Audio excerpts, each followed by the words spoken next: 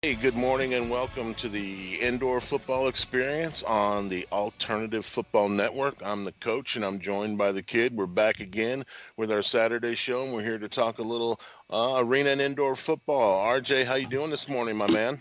I'm doing well, Coach. How about you?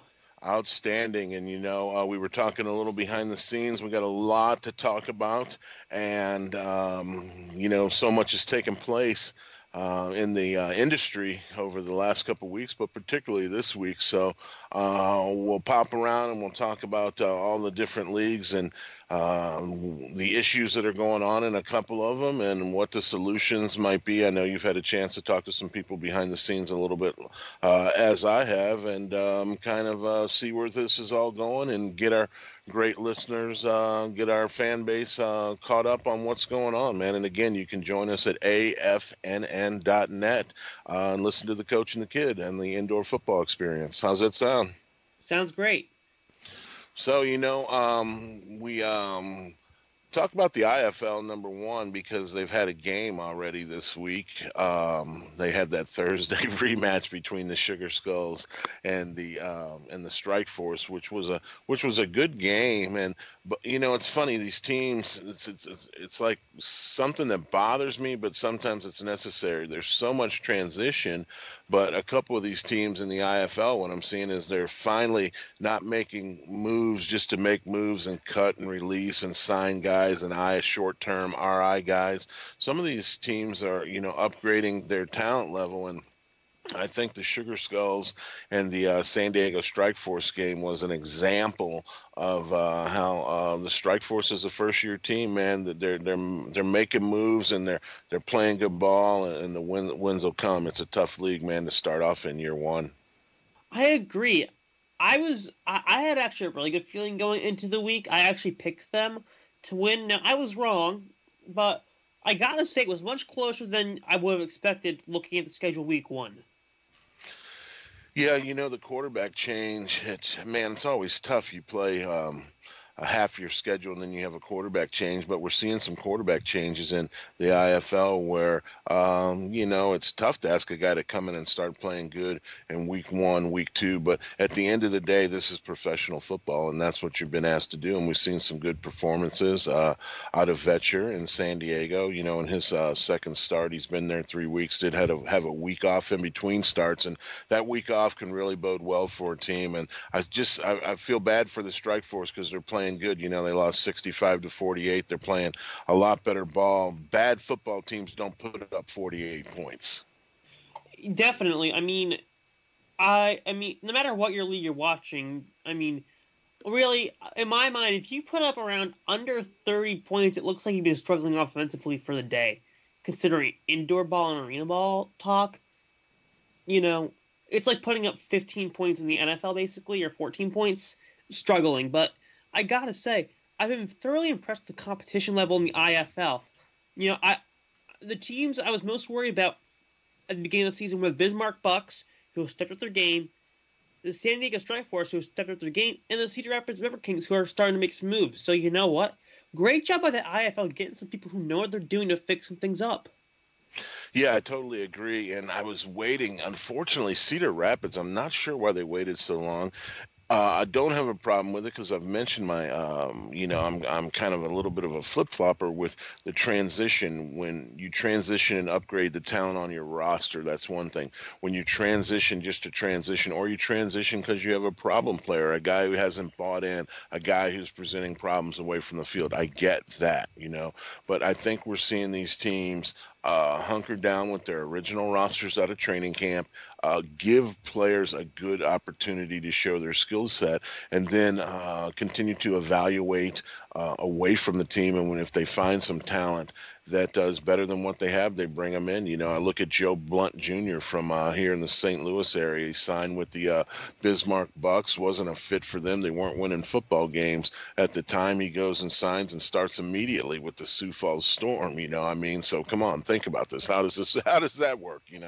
Yeah, and he was with the Triangle Torch last year, I think. Am I correct in that? Yes, you are correct, and it was just a matter of him last year needing a team, and he's you got to be willing. I have a kind of an indoor football player profile, and Joe fits all the check marks. He has a job in the off season. He has a job that moves with him. He works for Amazon, and he fits the age profile that I like. 20, 21, 22 to 28. He doesn't have any kids. He's not married, so he can go wherever. So Joe's been, he originally was supposed to be in with the what was the team that the Monmouths Yeah, and the the Mammoths. Yep. yeah, he was supposed to. He had originally signed with them, and he was originally having IFL talk with several other teams. I'm not going to put all his business out there with several other teams. And then, like I said, went up to Bismarck, played well, played very well. He did. I'm not sure where they didn't have a fit, and then they released him, and he was out. And you got to imagine that the Storm saw that film that he put down with the couple games that he played with Bismarck, and they only bring in quality players, so they don't bring in guys to take a look. They bring in guys to replace a guy and get on the field right away and upgrade their talent base. Yeah, I mean, like, compare what you're saying to the casual listener. Picture, you're just playing a Madden Ultimate Team. You're not gonna buy a new card just because it looks shiny. You're gonna buy a new card because it's gonna upgrade your overall team. Yeah, exactly, and that's what you're really seeing. The history of indoors has been to make a lot of changes. Oh, we lost. We got to release 4 guys and bring 4 more guys in. Instead of again sticking with your roster for a longer length of time out of training camp, and then making moves like we're talking, and that's why you're seeing a good amount of parity in the IFL. Unfortunately, the Cedar Rapids River Kings haven't posted many wins outside of their lone win, but earlier in the season they were playing a little bit better football, and they were competitive, but they did not continue to improve the team and improve the talent base on the team, because like I said, their schedule was just like a gauntlet, probably one of the toughest, if not the toughest schedule in the IFL, and caught up to them. And now again, like we said, they're making some moves. They got I think some better quarterback play coming, and you hate to talk bad about people, but again, this is professional football, and everything's based on production and wins. Yeah, and I think for all the people at Cedar Rapids, just remember there is a new ownership group, so they're still trying to figure things out completely. I mean, I know it's a current franchise. I said this last week. They might as well be an expansion team from how you're looking at it. Yeah. They just have the arena already. That's the big difference. Yeah, and they had a lot of things in place, but I don't disagree with you one bit as far as that's concerned. And that goes for, a number of teams in the IFL this year, Bismarck, Quad Cities, the Sugar Skulls, and Strike Force. And the Strike Force. That's a lot of new teams. League. Yeah, and the problem is the other half of the league are good teams, So again, established teams. Good established teams, no doubt, with a track record for winning, some more than others. But even if you look at Green Bay Blizzard franchise, they have had very successful teams going back to their Arena 2 days. They've had success in the IFL as well, so no slouches in there. And again, Quad Cities, we've talked about them a little bit. They're having a tough time just putting it all together, but I think you hit the nail on the head, when we opened the show, just talking a little bit about how you were impressed with the quality of play, the talent level, competition level, and I think that's all really what it gets back to, and that's the one thing I hear so many people over the years knock the IFL, but if you watch these games on YouTube, and you can watch them whenever you want, like you and I do, you just see good games. Yes, at the end of the day, the Sugar Skulls did beat the Strike Force 65-48. But there was a lot of good football play in there from the San Diego Strike Force during that defeat. And I think that is what keeps leagues in place, as opposed to, and we'll talk to later on in the show about some of these other leagues where there's, a 98-2 beatdown. No one wants to see that. No one wants to be a part of that. Oh, that was painful to read the score of. I mean, now somehow I just want to throw a random fact out there. That's not the worst beatdown ever. The worst shutout was 123-0, I believe. Erie explosion off over the Fayetteville Force, I believe it was. Oh my goodness! I remember one time, I believe the River City Raids, they put up a hundy on somebody. Oh, So again, you don't want to see that happen. But in case you're just joining us, you're listening to the coach, and that's the kid, and we are on the Indoor Football Experience on the Alternative Football Network, and we appreciate you joining us. You can listen to us via Skype. We're talking a little IFL football as we move forward a little bit. Let's take a look at these other games. You have Quad Cities, and let's just go through them one at a time before we move on. We got Quad Cities and the Iowa Barnstormers. yeah. I gotta go Iowa Barnstormers. We're talking about teams that are new versus teams that are old. Iowa's about as established as you can get. And I can't go against the Barnstormers right now. Nothing bad about Quad Cities. They're the scrappy underdog right now. I wouldn't be stunned if they pull something off, but I'm not banking on it. Yeah, I would agree. In Quad Cities, we've talked about them. They both have things that you and I like, but their level of consistency just isn't there to the established franchise that you're talking about in the Iowa Barnstormers. So I like the Barnstormers as well over Quad Cities. And Quad Cities again will show some flashes of quality play, and they probably be in the game early in the game before the more experienced veteran Barnstormers take over. And then you have Green Bay, one of the toughest trips you can make. Green Bay going to Sioux Falls Storm, and I like Sioux Falls. Green Bay is kind of like Quad Cities a little bit. Too much inconsistent play, and you can't count on big plays being made in tough times. I agree wholeheartedly. And I think, with these teams that are like kind of streaky, you see that they have one really dominant player on offense in their quarterback, and that's where you need to make moves in the offseason. Like, imagine having say you just have one great receiver. I mean, look at the Giants last year. Yeah, they had Odell Beckham Jr., but no one else was drawing coverage away from him. Yeah, so, again, Sioux Falls has talent at every level of the game, defensively, special teams, and offense. And again, one of the tougher places to go. It's a lot different if Arizona's going in there, but that you really have to go into a road trip like that on top of your game and really playing good football, building off some momentum that you've built for a couple weeks prior. You don't just all of a sudden show up in Sioux Falls and sneak up on the Storm and get a win. It's so hard to play there. I mean, they call it the storm shelter, and you truly believe there is a like the apocalypse coming, considering how loud it gets there sometimes.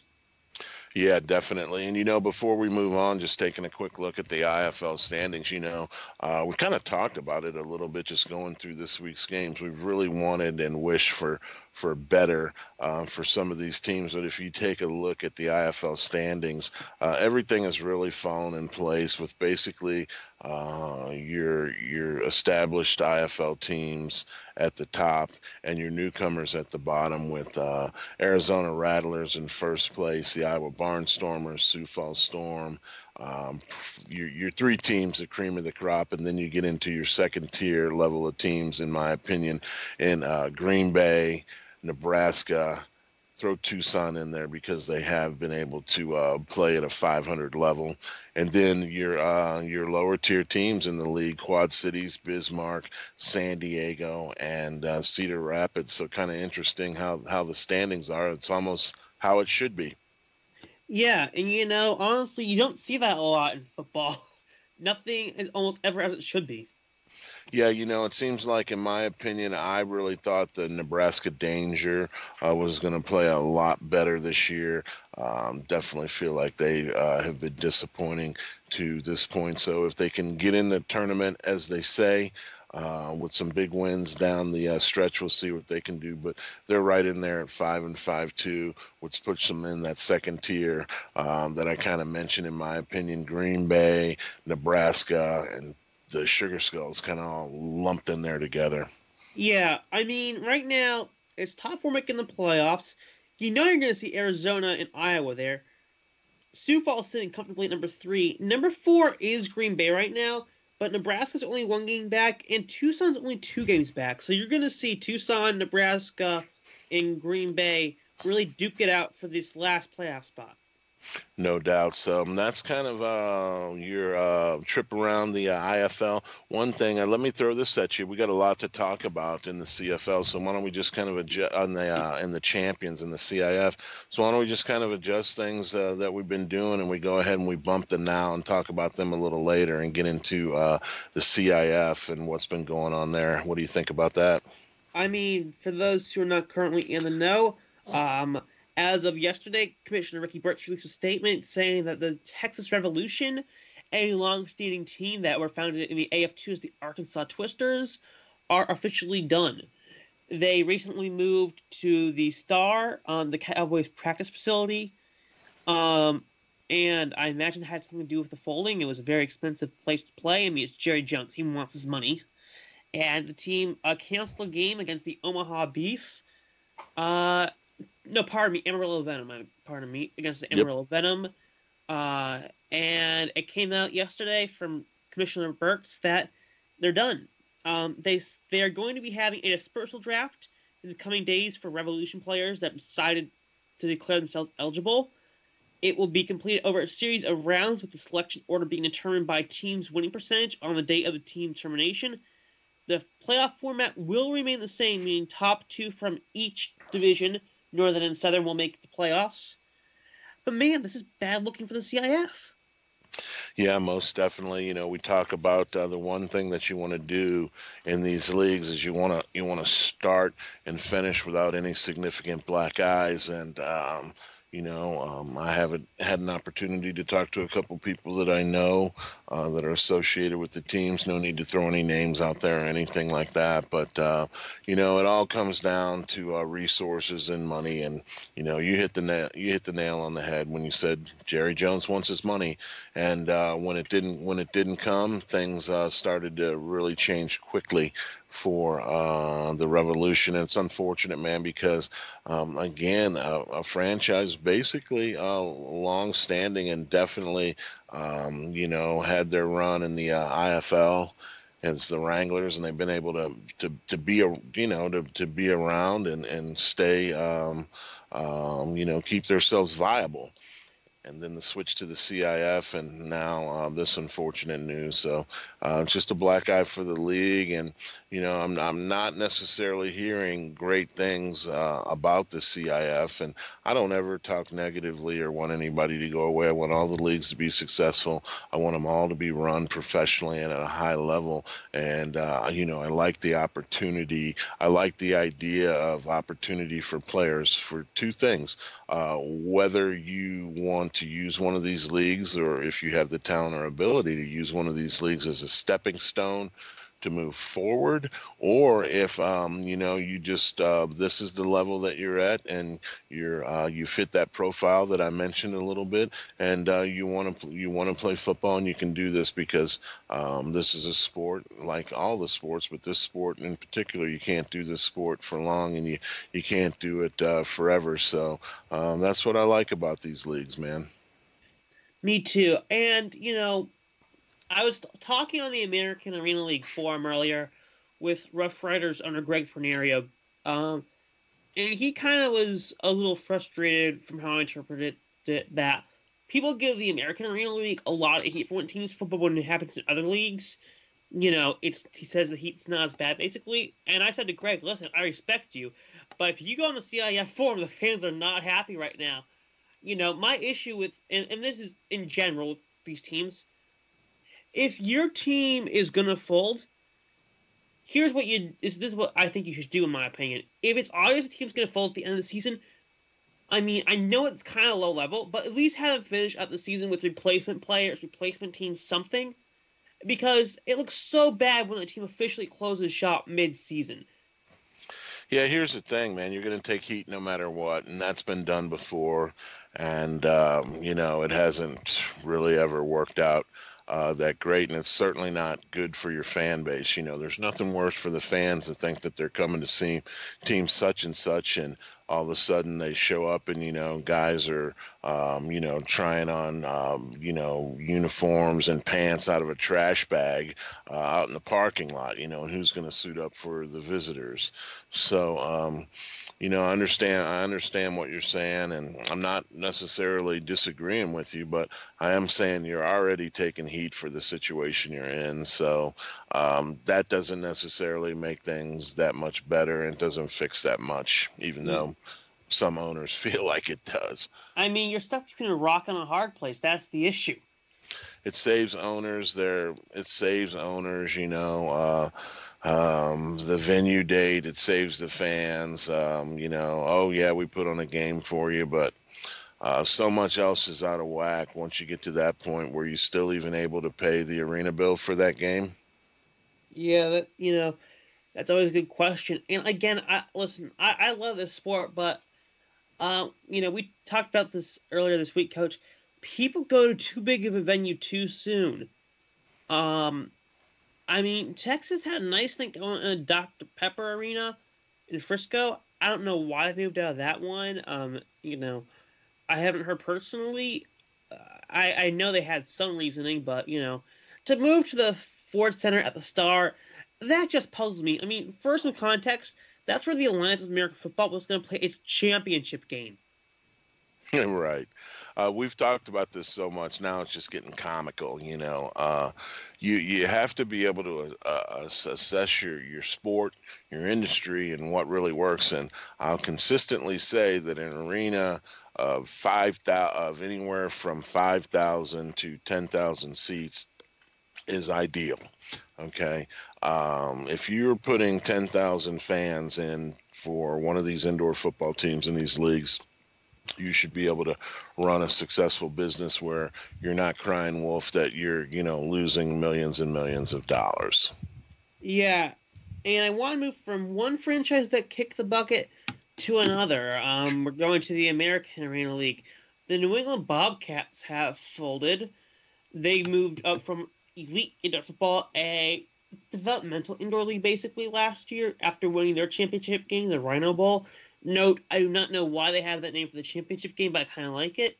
But that's not the point of this. I just want to throw that out there, though. Mm-hmm. I talked to a source close to the team, asking, I was asking about the turf. What happens to turf after it leaves? Because Coach and I always find it interesting because it wasn't like a super brand new turf, so it looked a bit used. I was wondering, did the arena own it? Did someone with the team own it? And they said, they're going to be using it next year. So I followed up the question, will there be a new team? And I got the information that, yes, there will be a new team. So where that team is, I'm not positive. But they can't say what league yet. They haven't told me what league yet. But it seems like football in that area isn't dead, but the Bobcats are done. Yeah, a couple things there. Generally, you can't even have a team unless you have some type of turf or access to turf. So that's one of your biggest things that you hang on to. They'd rather get rid of the roster before they got rid of the turf. You know what I'm saying? So they could have a team if they wanted it. But the deal is there, again, I see these teams just kind of folding up shop when things aren't going their way, as opposed to, again, using replacement players and things of this nature. But their situation was relatively different. And again, I'm most familiar with the Bobcats because they spoke with some people that I was close to, and I talked with them early on in their process in their first season, which was I believe 2018. So I've talked with Cynthia and some of the other people within that organization, and what you see these days is people just go ahead and fold up shop, take their losses, take the hit that it is, and don't worry about doing anything else. But they had themselves in a situation where, if I understand everything correctly, they had 3 home games in the next 4 weeks, and the home games are your opportunity to market your team and make sure that you meet the quotas that you need to be successful and make money. You don't make money on road trips.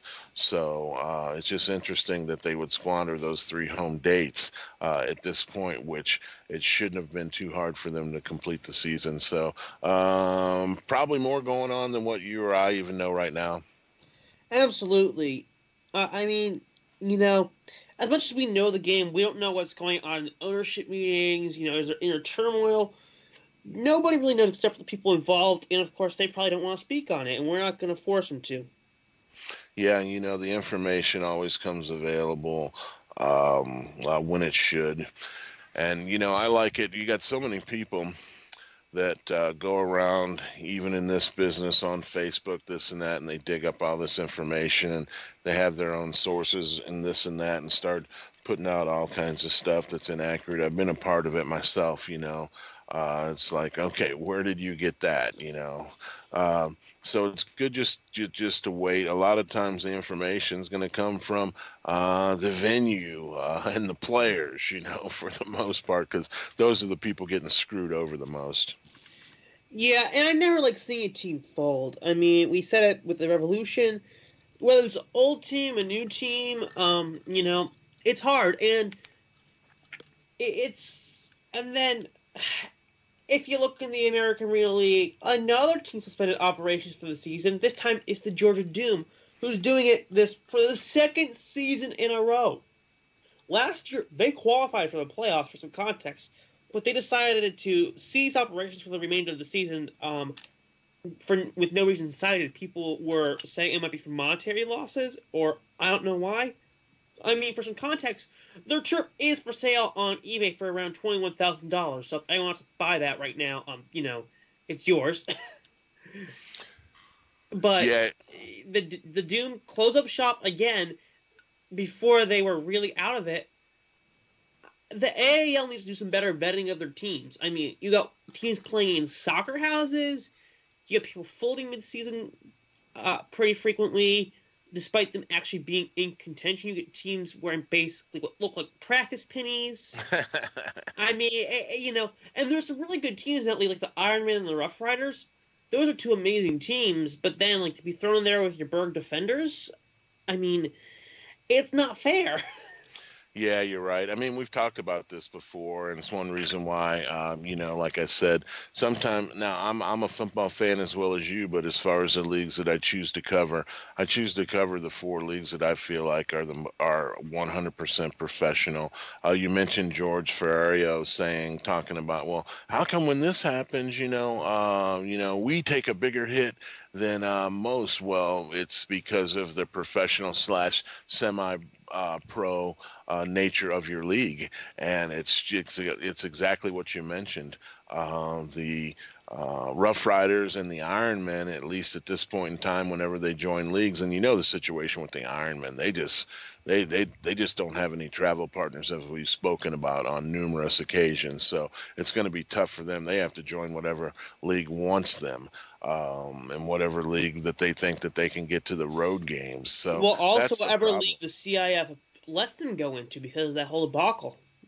Right, exactly. So, I mean, it's always going to be it's always going to be some issues, but the thing is, those teams can make better decisions. Now the Ironmen, they're in a crazy decision. They're in a crazy situation where, again, we've talked about they have custom turf, and that turf doesn't pay for that turf doesn't pay for itself. They have to get out there and they have to put a team on the field and make sure that they're able to get that custom paid for so they have it for years to come. But one thing it does say is they're planning on, if everything goes right, they're planning on a 5-10, a 5-year, 10-year plan, it looks like, to at least have a team, which is good because a lot of teams don't do that. When you buy turf like that, you have to have a plan for your organization. Yeah, you really do. And I don't know. It's just weird looking at the American Arena League because funny story about the AAL and me. There was supposed to be a team in Glens Falls, New York, and I live around 3 hours away, so I was hoping to catch a couple games. I dropped $70 on a customized jersey I have hanging out in my closet with my name on it and everything. And while it's in the mail, like, the team folds. I'm like, oh, brother. And I should have seen that as an omen. I mean, I kind of knew from day one that AAL wasn't going to be the biggest thing ever. I saw their ceiling as around maybe an AIF type thing when the AIF was at its peak. Yeah. And the floor is kind of where they're around right now, EIF type of thing. Yeah, it's really tough, and again, the players are the one who gets hurt. Real quick, we haven't talked about the CIF games. We're going to get back to talking about a little bit more of what's going on in the American Arena League here in a little bit, but we got a couple Champions Indoor Football games we need to take a quick look at for this week. RJ, Salina, and the Amarillo Venom, who pulled off a big one, or maybe not, a couple weeks ago. Who do you like? I gotta say, the CIF right now, I'm leading with Salina. I really like them. Yeah, always a great coach. Actually, wait a second, Coach. I think it's Duke City at Salina this week. Because didn't they have the change game? Oh, let me see. Because I was going with you for a second, and I realized no, because Amarillo was a team that's supposed to play the Revs, I think. Yeah, that's right. Pardon me, Duke City at Salina. I got Duke City winning that one. No disrespect to the Liberty, but I mean, the forums are full of interesting rumors, and one of the more consistent ones is Duke City leaving for the IFL. Right. I mean, it's just something about the product, and they are defending champions. I got Duke City winning it. Yeah, they're starting to come on and play a lot better. I like Dello Davis, hometown kid from here. Put up a big game last night. I think 9 catches for $125 and 3 touchdowns. So they're really starting to hit their stride, so to speak. And they played well down the stretch last year. So I look for the same thing from them again moving forward. I don't have an accurate CIF schedule in front of me. So if you have the other games in front of you, let them rip. Sir. All right, so we got Wichita at Sioux City. I can tell you the Arena Football Talk staff voted unanimously on this one. We all went Sioux City. I don't know about you. Yeah, Wichita is the Quad Cities of the CIF, so I do like the Sioux City Bandits. Wichita, again, kind of like the like Quad Cities or the Danger. I thought that they were going to play a lot better this year. They've been disappointing roller coaster season. A lot of transition on the roster over the last few weeks. Sioux City Bandits, man, always seem to put a decent product on the field, and they're in the mix, so I like the Bandits. Yep. And then the final game, Omaha at Oklahoma, Beef versus Flying Aces. Who do you got, Coach? Beef are going to beat the brakes off the Aces. Yeah. I agree with you. Everybody does it Arena Football Talk except for Chris Marbury, one of our guys we got there. So, we'll see if he gets a leg up in the Pick'em League. I mean, to be fair, he does have the best record right now, so maybe he sees something we don't. Yeah, he very well might. You're always wanting these teams to get victories. You don't want to ever see anybody losing every week, and that's been kind of a bummer for Cedar Rapids in the IFL, and Oklahoma's taking it on the chin a whole bunch as well. So Oh I man, Lehigh Valley got that so badly last year. I and was that covering that, and I mean, by the end of the season, I was trying to be optimistic, but I wasn't even going to game expecting to win. I was asking myself, what's the over/under tonight, boys? Yeah, that's funny. That's funny because they were such a productive franchise over the previous 2 or 3 seasons prior to that, and things just go down quickly sometimes.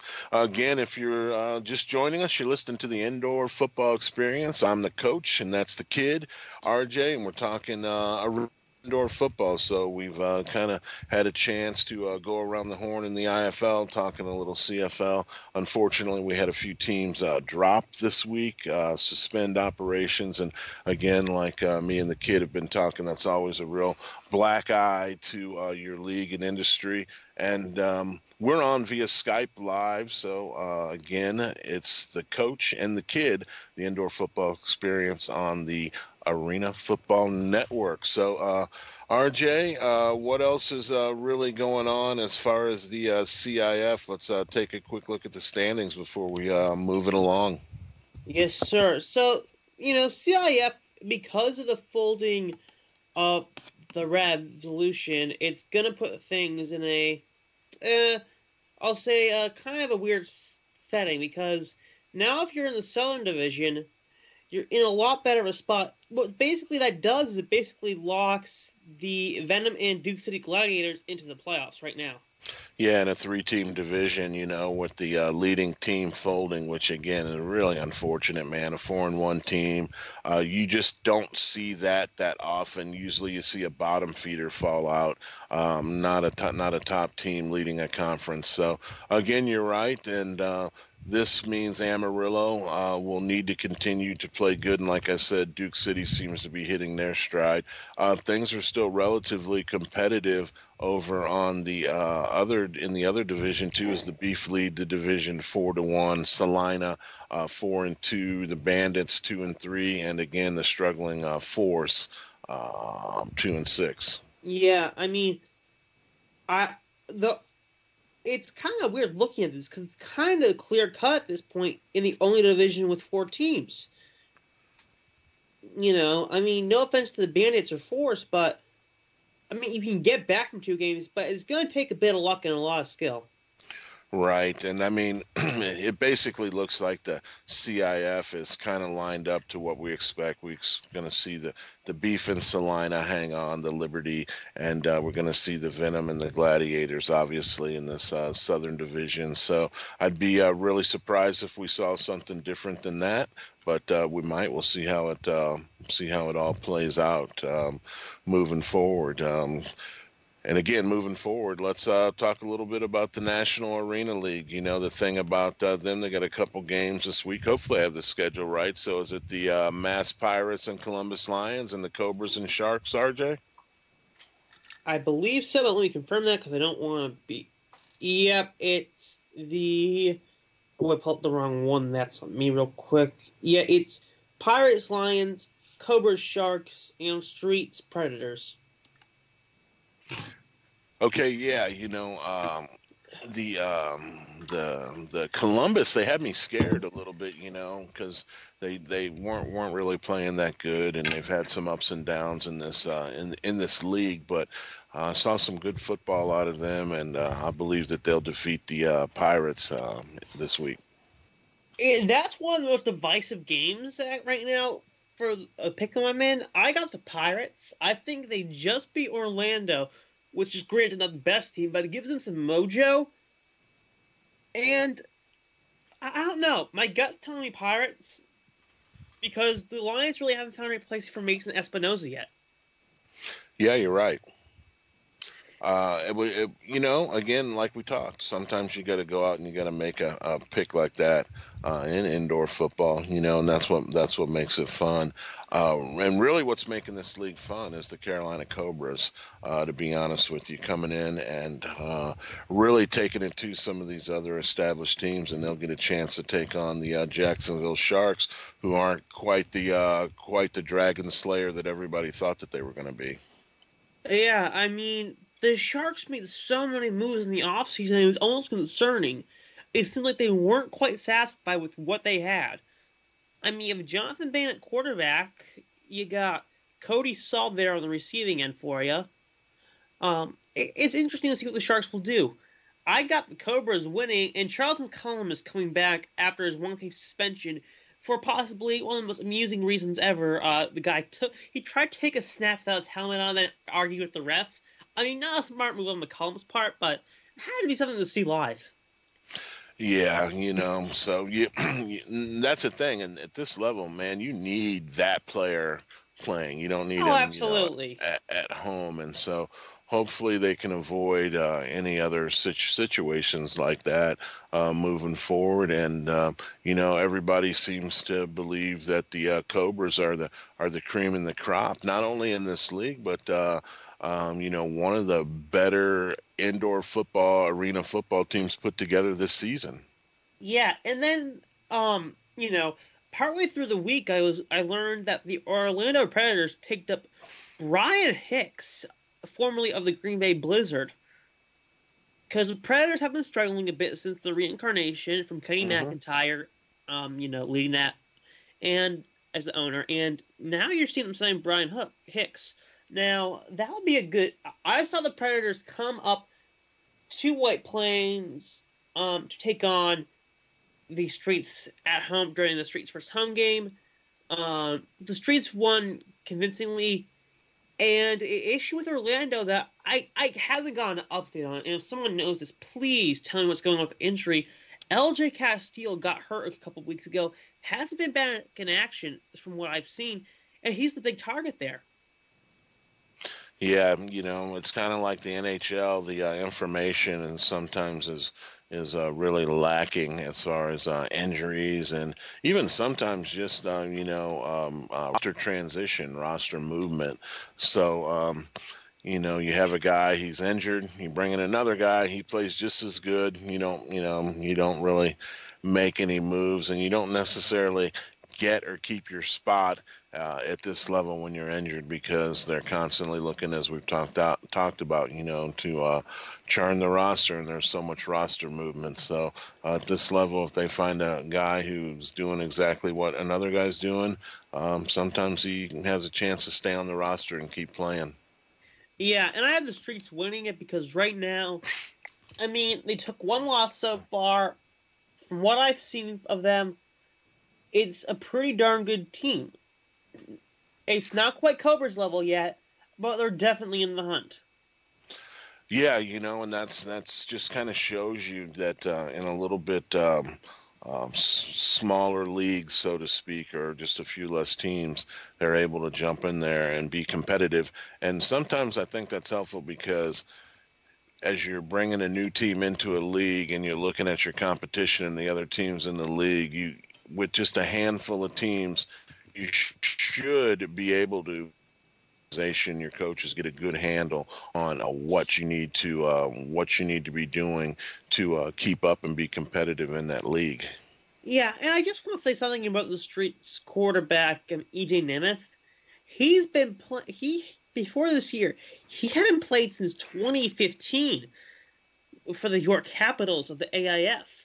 His first season was in 2007 with the Reading Express. I mean, this guy's been around the block a few times. He's 35 years old and still playing at an amazing level. Yeah, in some regard, is one of the top, positional players in all of the industry. So, again, it's kind of like I mentioned earlier in the show. I love these leagues being available to players. You can only do this for so long. He's very fortunate; he can do it into his mid-30s, and or it's a stepping stone, or it's a place for you to continue to play the game that that you love because you won't be able to do it forever. So kudos to him, and hey, keep playing at a high level. Do it as long as you can. I'm all for it. Same. I think it's really fun to see some of the older guys like just show they still have it. And, you get some great characters in these leagues who completely dominate. My favorite story, arguably, and you got to pull up the highlights if you haven't seen this. Type in Jared Lorenzen UIFL highlights. For those who don't know, Jared Lorenzen is a Super Bowl winning quarterback. He was a backup to the 2007 Giants team. He was a great quarterback at the University of Kentucky. They called him the hefty lefty or the Pillsbury throw boy, depending on his the person, give a nickname out. But there were a few clips of him that went viral of him doing some old UIFL games with Northern Kentucky River Monsters. And the guy's in excess of over 300 pounds. He's playing quarterback, 1 week MVP. He was originally the GM, but his team didn't have a quarterback. And the next season, he's promoted to the front of the league office to be commish. I mean, if this doesn't show indoor football is versatile, I don't know what to tell you. Yeah, I told you before. I think that I had an opportunity to take the experience in person. So it's quite amazing. I think he was about 380 at the time, stuffed in a number 22 jersey. So, it's funny that you can go from Super Bowl ring holding quarterback to throwing in the UIFL for the Northern Kentucky River Monsters, So it's a crazy world it is. Yeah, it is. I just thought, and really, if you haven't seen the plays, look it up online. You're gonna have a nice time watching it. Yeah, it's definitely worth it. So it'll put a smile on your face and you get a few chuckles. Real quick, I got a Facebook Live going right now, RJ. So we're getting a lot of people that are listening to us, which is good. So just shout out, what's up, Zach? What's up, Rodney, Kurt, Anna? Appreciate you guys listening to the coach and the kid. And I know I have a few other people that have messaged me that they're tuned into the network. So appreciate anybody that's dialed in this morning, listening to the AFNN.net network, and you're listening to the indoor football experience. So I just wanted to take a second and get that out there, RJ. Yeah, absolutely. I gotta say, indoor football is a real community, because there's no real ill will towards players if they're not on your team. There are rivalries. However, the rivalries are friendly rivalries. It's not, I want someone to blow your ACL, can I hate you, blah, blah, blah, blah. No, when someone makes it, the entire community comes together and congratulates them. We're happy to see someone make it. It's really nice. Yeah, again, I think it gets back to players get at a certain level and you just have to humble yourself,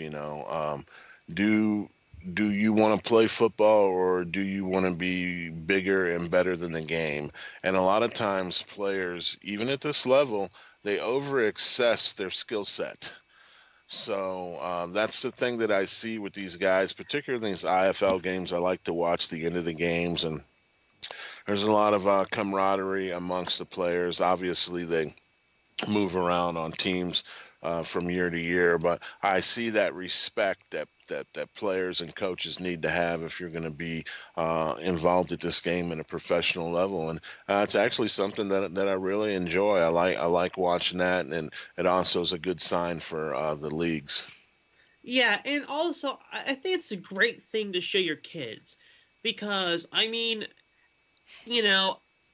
I've grown up in the era where everyone wants to be the next Odell Beckham Jr., make these highlight reel catches, and it's an era of prima donnas and, in outdoor ball and NFL, and you don't see that in indoor ball. You really don't, and it's really refreshing. You see people giving back to the community, being very humble, like you said, and it sets a great example for the kids, and the players hang out with the kids. I know in the National Arena League, the field is open for the fans to come down on for 30 minutes after the game to get autographs, interview players, talk with them, take pictures, the whole 9 yards. It's really nice. Yeah, and that's the thing. You have to humble yourself and be happy where you are. And again, the organizations too now, with how things have been so scaled down in the industry, and we talk about, having individuals that can wear multiple hats and things of this nature. You need good people in your organization, and the players are the people that you're going to showcase. It's not the coaches, it's not the front office people or anything like that. So you got to have good people, and it starts with your players. And one thing I've been seeing a lot of here lately, and I hope it continues, is community activities for the teams, and the teams seem to really be hitting the schools and emphasizing education and reading, and that's something that I'm really big on. And anytime I see that, it puts a smile on my face. Oh, it's great. You gotta love that. I mean, because everybody wants to think they can make it to the big leagues, and there's nothing wrong with dreaming, but you gotta be real because so few people actually get to live that dream. It's amazing how small the number is. So you can't just bank on that, and I think these players are the perfect embodiment of that because they know, hey, keep dreaming, but at the same time, be ready to have other options. Just like we all want that dream job, no matter what it is, but make sure you have another source of income so you're always financially stable. Well, and that kind of gets back to the player profile that I've talked about. I talked about age, whether you have children or you're married or not, and being able to have a job and have a little bit of money in your pocket. And the guys that I see moving around are the guys that fit that profile. We have a lot of guys here in the St. Louis area that I feel like could play in some of these leagues, but they just, from a personal standpoint, aren't in a position to leave town and relocate or to continue to play football or chase their dreams because they have other responsibilities. So again, I think these teams are doing a better job of finding players that fit that profile, and that they can bring in and have those guys represent their organization. Yeah, and I just saw something, and I gotta give a shout out to the West Virginia Rough Riders for doing this because this is classy. I see this picture from a player, and they just gave a game ball signed by all the players on the team to someone who's currently battling cancer. They had cancer awareness night recently in West Virginia. Gave the guy the ball, and the guy's fighting leukemia, beat cancer, but kick cancer's butt seriously. That disease is horrible. And I gotta say, like, this is the kind of class all organizations should have. And to that guy who's fighting, cancer, kick its butt, please. I don't want to have to cry today. But that's just the kind of classy thing that you see these organizations do, and you really smile when you see it. Yeah, I love it. I've noticed a lot more community involvement from a number of organizations in a number of the different leagues, and that's an area that can really set yourself apart from the other teams in your league. I believe your community involvement and your marketing of your team. And unfortunately, I was in a situation where I always thought that we could do more. There was ways to do more of that, and I really like the idea of players and organizations getting in school districts again, emphasizing education and reading. I just think that's nearly one of the easiest ways to have a successful community project. Absolutely. And it also shows the kids and even some of the fans that reminder that these guys under the uniforms are people too, and they are not just these crazy human beings that do something insane for a living. They're just people like you and me who happen to be exceptional at sports. Yeah, and have people that look up to them. And a lot of times I think athletes don't realize that. And that's something that these organizations in these leagues that we're talking about they're making that important to their players. And you can tell that, hey, these kids are an important part of our fan base.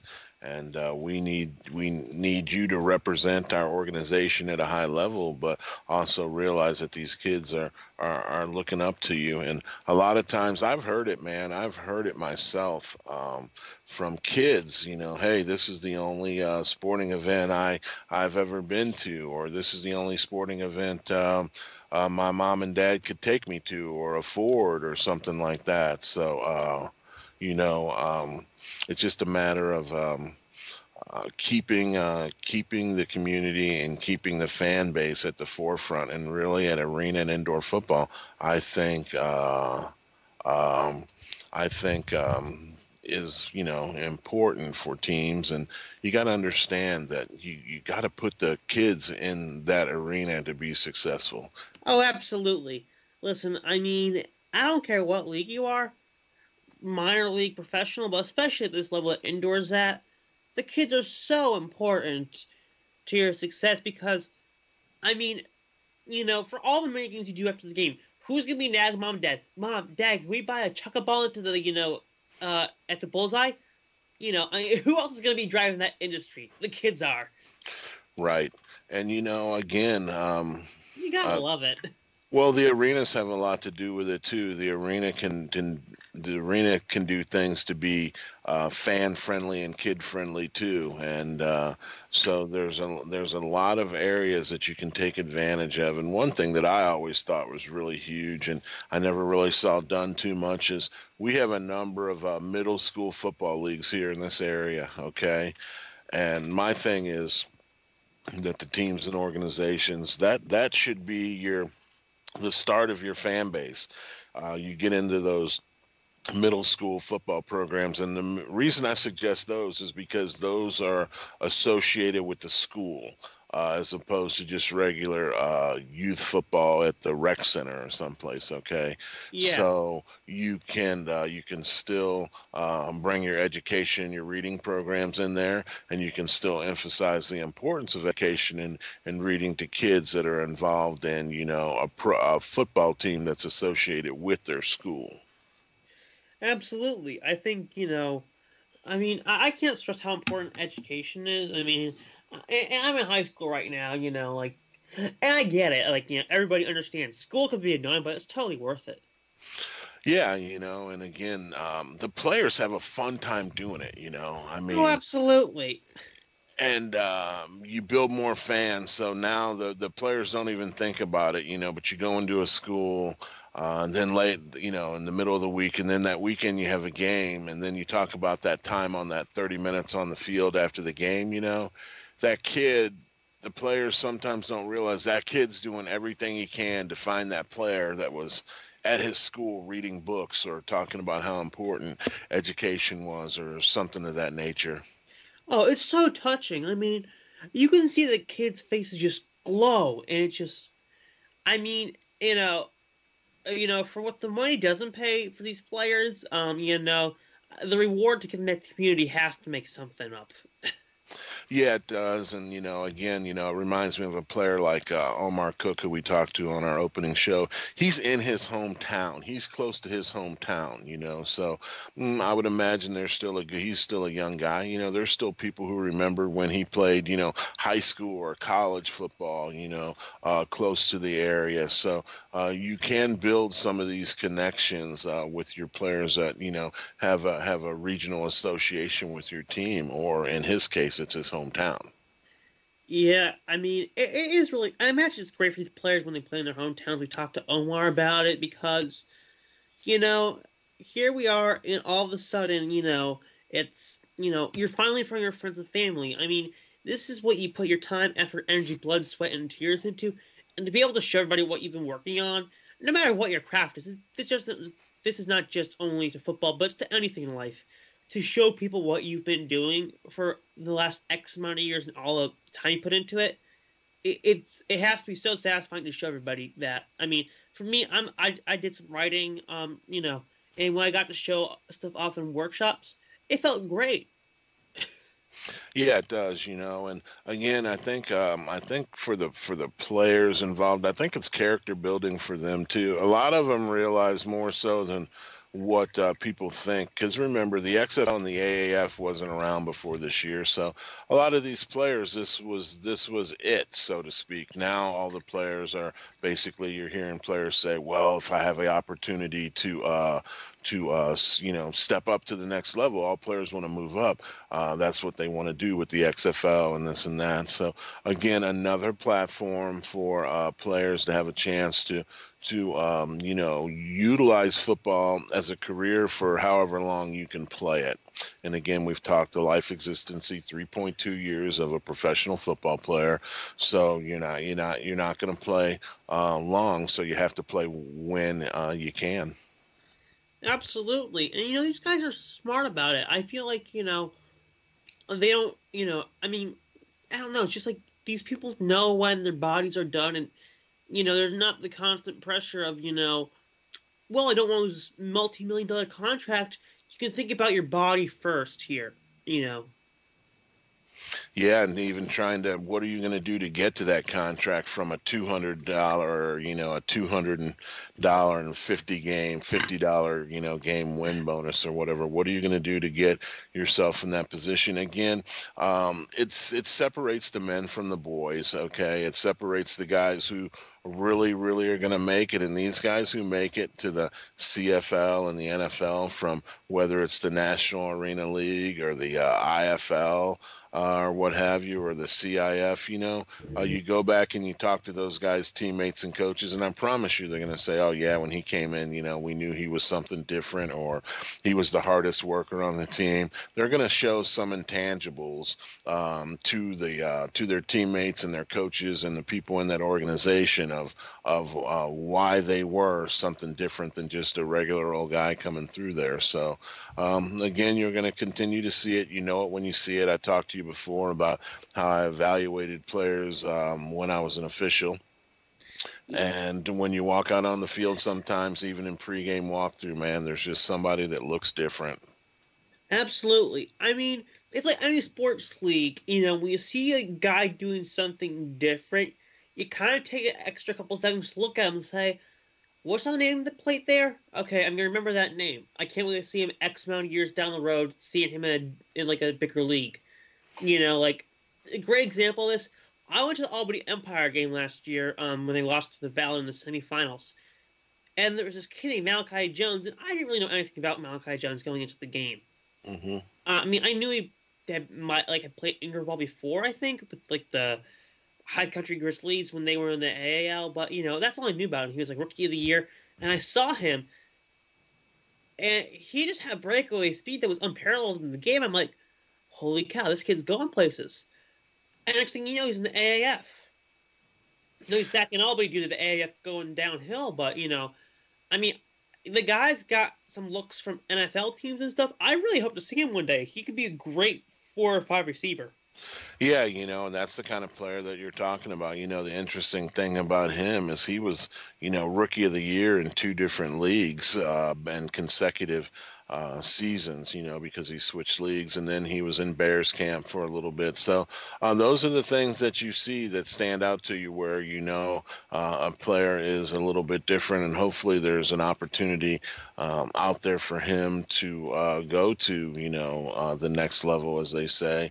He seems to be a definite fit for an XFL team if he can't stick and stay on an NFL roster. And again, sometimes that's better than bouncing around getting cut a whole lot, and that's what I think some of these players are starting to realize when they really are honest with themselves about what their skill set is. Am I a true NFL player? Do I have true NFL talent, passion, work ethic, everything? Or am I a guy that's going to bounce around, practice squad, go visit places, get cut a whole lot? That might mean that I just need to settle down and take this contract in the XFL and continue to play football at this level as long as I can. And you see more guys making better decisions about what they're going to do with their career with these other opportunities provided to us in North America for 11-man football. Yep, and that's the great thing. There's so many opportunities that people don't realize are there. And like I forget who it was. I was talking to the guy who founded minor league football at the Streets Hump game last time I was there. We had a great talk, and he sent a ton of guys to Lehigh Valley last year. So, even if you start in the minor leagues, you still have a chance of making these leagues and then going from there, or no matter what, it's fun to see people make it to that next level, whether it's going from minor leagues to indoor leagues to XFL, XFL to NFL, what be it? Yeah, definitely. And then you see more guys, taking the opportunity to utilize these leagues. It seems like more and more in the now and the IFL that I hear about a player has signed with the team and he has previous NFL experience of some kind to some level. Which is. It's good. It's good for the leagues because it means that you're attracting that fringe level talent that's going to be great talent for you in your league, but can also be good talent in the NFL. Like the Massachusetts Pirates. Signing former Georgia defensive tackle Toby Johnson. Well, he has the measurables at 6'4", 320. If he plays well or has some things go his way or he's lucky, he can get an opportunity back in the NFL or the CFL or the XFL, and there he'll be someplace where he can at least get a salary where he can take care of his family on a yearly basis. Absolutely. And this really is all about family, this game. Whether it's your biological family, or your football family, because the relationships you build in these are real, and it's really great to see it happen. It's funny. You notice that when you talk to these players, like we've had a chance to interview a couple players, and they have familiarity with players on their own team that they've played against that they're now teammates with, and players throughout the league. Again, I think you're just seeing a higher level of professional being sought out for leagues like the National Arena League and the Indoor Football League, and probably the CIF as well, even though I do consider that league below those two leagues, which would mean that some of these players would fall and would help the talent base in their level, in their league too, because they still sign a lot of guys, and we've had players on this show that have told us, it seemed like the guys, were a semi-pro guy or just off the couch or this or that, particularly when you're talking about the quality of the offensive lineman. It's significantly higher in the IFL and the National Arena League than it is in the CIF. Yep. And that's not knocking the talent level of those in the CIF or anything. It's just, comparison. It's like, it's not that, your typical root beer is bad, but I prefer my Stewart's root beer. It's a little more gourmet. Right, exactly. So you're just being a little bit more particular, and I think owners are doing that. Sometimes the greatest talent in the world comes with a lot of headaches, and at this level, the last thing you can afford to do is have a lot of headaches. You really need complete. You need a complete player, and being a complete player is somebody who's a real professional. It really is. And, professionalism is so important. We talked about it when we had Mark Cook on. We talk about it every show. But you don't know who's going to see your post and how that can change your career or your life, And this is not just true in football, but in general. Carry professionalism and try not to leave anything, because on the internet that you don't want there. Think before you post, because, spoiler alert, if you post it there, it's staying there.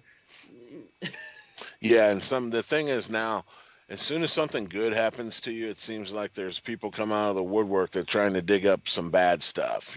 So be very, very particular. But the guys that we spend time working with and advising behind the scenes, when we were at when I was at the Elite Scouting Small School Pro Day, one of the last points I made to the guys there was, hey guys, be real particular with what you're doing on social media. If you don't have anything positive to say, probably best not to say anything at all. We've all heard that, but it's particularly true now in this day and age. It definitely is. It definitely is.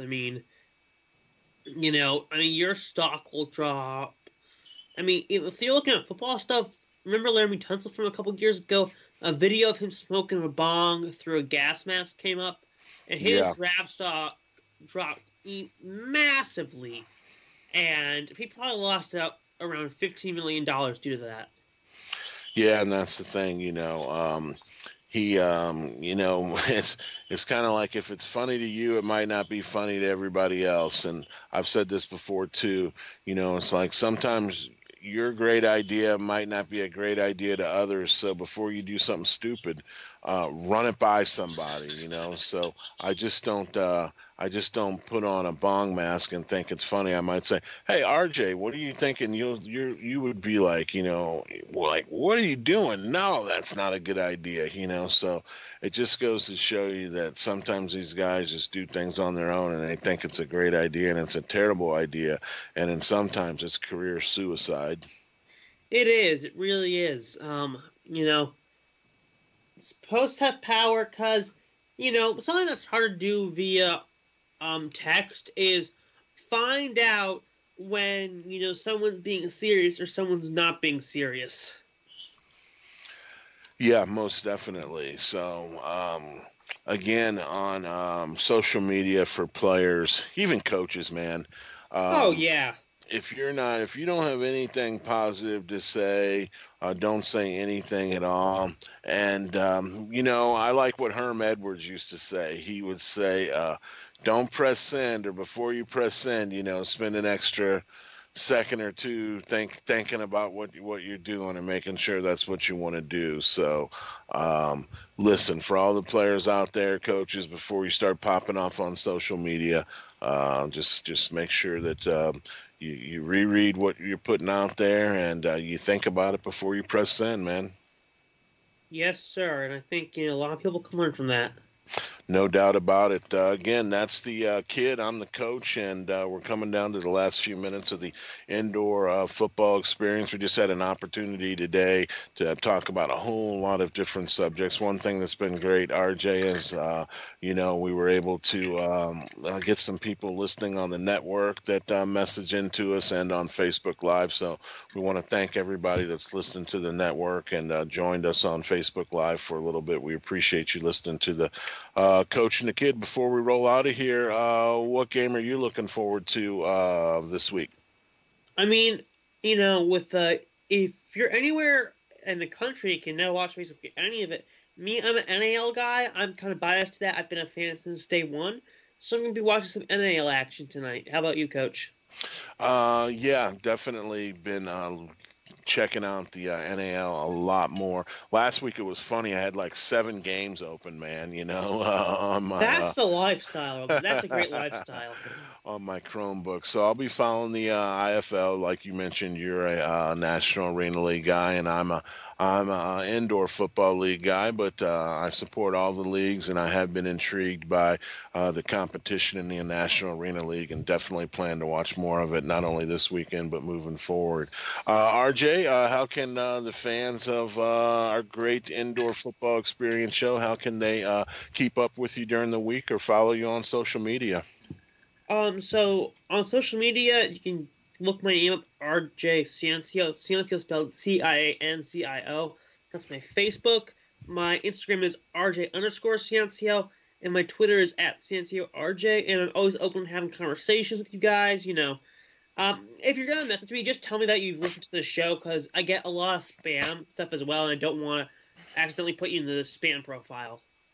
Yeah, definitely. And if you want to follow the coach during the course of the week, or you have any comments or suggestions regarding the show, you can follow me on Facebook. It's real simple, Lynn Lin Hart Hart Jr. You can follow me there. You can also follow me on Twitter. I'm a big Twitter guy. You can follow me on Twitter at lowercase the coach 28, and you can also follow me on Instagram at the all lowercase the underscore coach 28. So there you have it, RJ. Another great show in the books. I look forward to talking to you next week. Again, we want to thank all of our great fans for listening to us on the AFNN.net